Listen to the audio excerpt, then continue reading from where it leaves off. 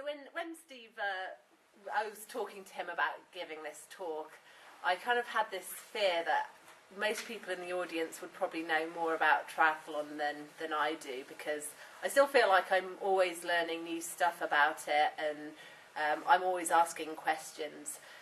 So what I thought I would do is just stick to what I know and kind of take you through kind of me starting out in triathlon and racing as an age grouper, and then turning professional, and then to today. But I thought I'd go back, way back, longer than I care to remember, but to when I was a swimmer, and that's my background. And coming from a swimming background has the obvious advantage that I knew how to swim when I took up triathlon, and that's not something I take for granted, because I know for a lot of people coming to the sport later on, the swim is the really tough one to nail, because it's so technique based. But I think my swimming background actually it had other benefits as well, and one of them was the real discipline of training that comes with swimming. This is just a typical day, and so life was pretty regimented, and I think anyone who swam as a youngster knows that there was very little, you weren't going out with your friends in the evening, there was a strict schedule to follow. But I really loved training, and it was never a chore to me. Some of my friends had to kind of be cajoled to morning training, and I was always kind of in negotiation with my parents to let me do an extra morning swim session. And I loved the racing too, but my real love was the training. And then as I kind of got a bit older, I kind of reached about 17, and then I just quit swimming.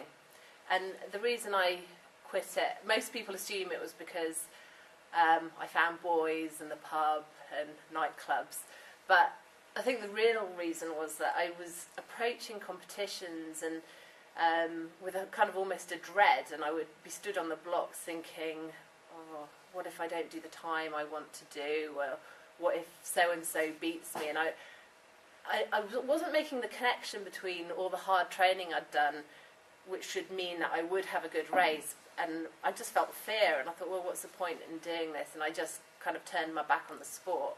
But I continued to love training, so I swam through university, but it was about the training, it was about the social aspects, and I would race, but I didn't really consider it a race. I just was kind of representing my team, and I gave myself challenges. So I entered the London Marathon, but it was all about the process of preparing for it, and I did okay in the marathon, but I did that and ticked it off the list. And I did adventure races with my friends, and so it wasn't until I was working in London, and I think that was when I was 23, I then joined a masters club, and that's when I actually really started to enjoy racing again. At first I was a bit reluctant, and then I think I came at it from a whole different point of view. It was less about beating other people, it was about getting the best out of myself,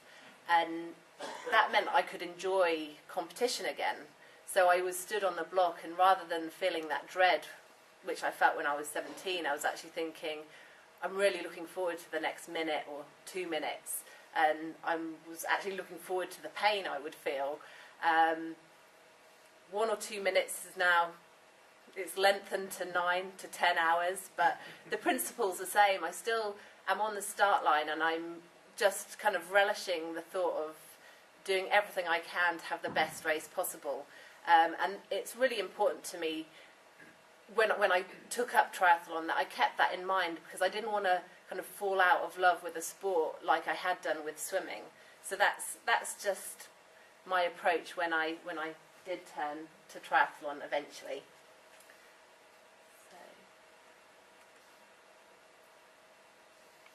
So I turned to triathlon in 2005. I dabbled a little bit before. I think I might have skipped her. Let's see. I dabbled a little bit in triathlon before, but I then just got bored of the black line, and I'd run the marathon and I'd had a bike, and the natural progression was to do a triathlon.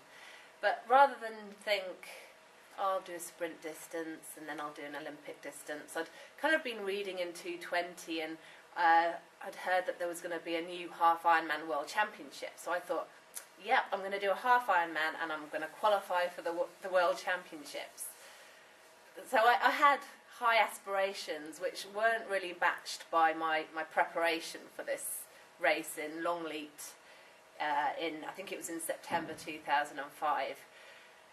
I didn't know anything about the course. I didn't know who I'd be racing, and at the time I was working as a lawyer, based in London, but for 3 or 4 days a week I was working in Bath. So I was living in a hotel, so I was missing training and I was eating hotel food, and none of this was conducive to good preparation for a race where my expectation was that I was going to win my age group and go to Clearwater. But before, I have actually skipped a thing, but I'll continue.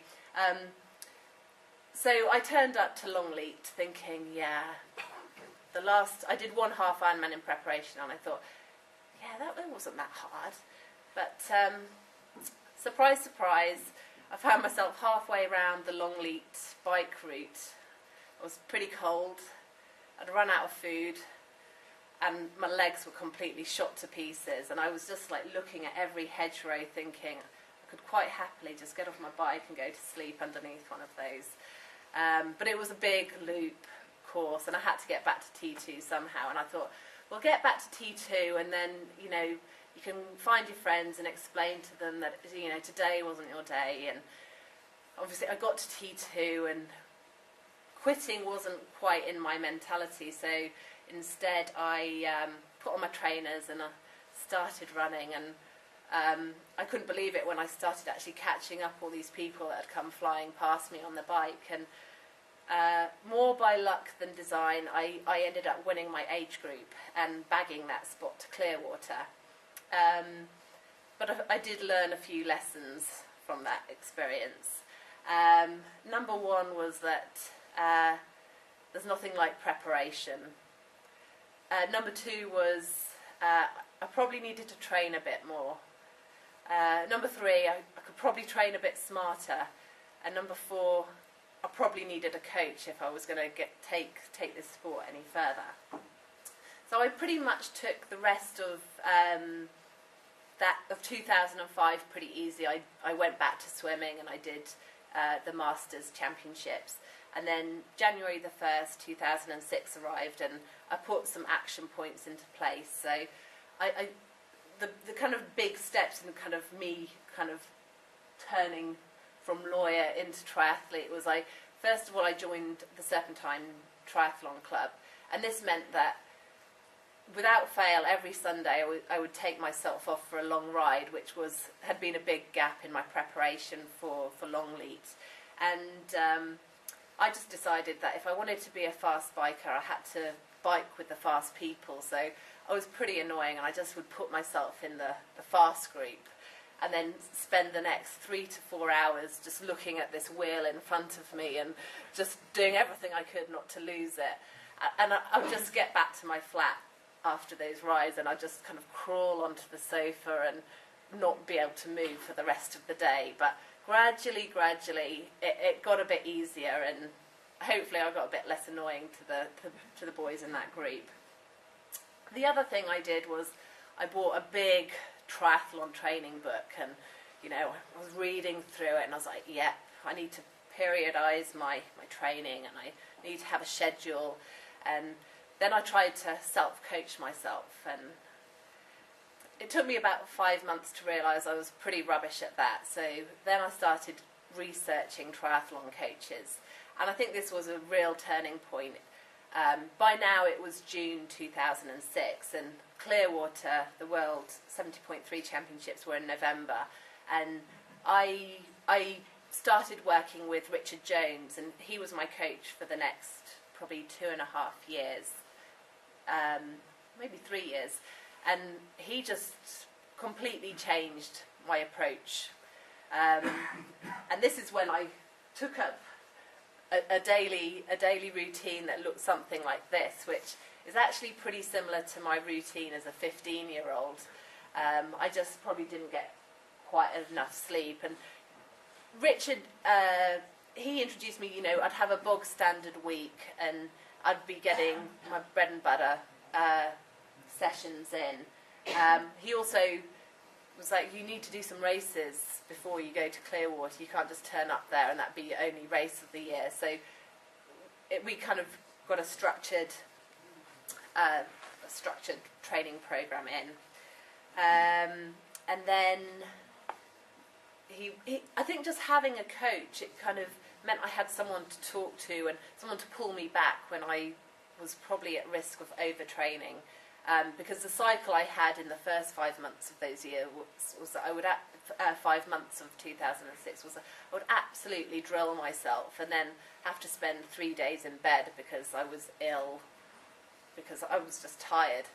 So that meant I arrived at the World 70.3 Champs in a completely different mental and, more importantly, physical state to how I had been in Longleat.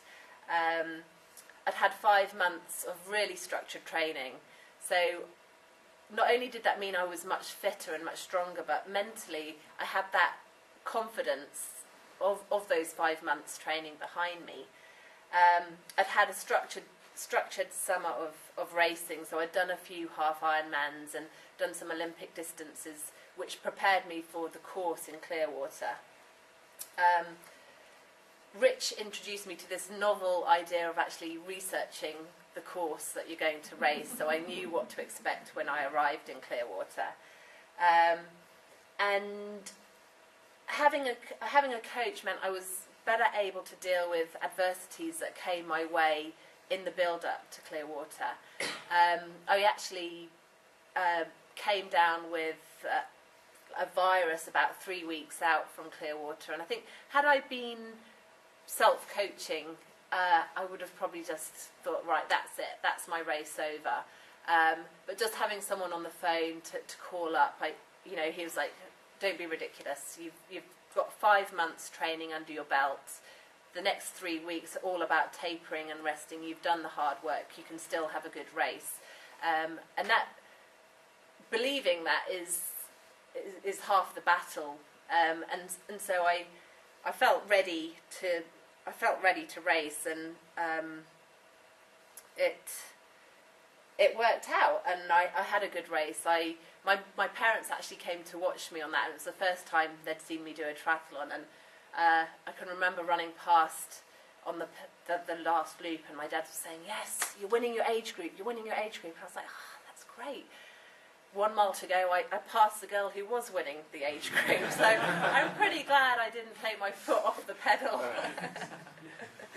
So I think actually that result also was a real, it kind of opened my eyes, because my time was put me in 11th position overall in the women's field, and so the seed was planted that perhaps I could race against the professionals with a few more years of training under my belt. There was a possibility I could compete against them. So that was another move in my change from lawyer to triathlete. I just put this photo, and this is a bike I raced on in Clearwater, and it's still going strong, although it looks a little neglected these days.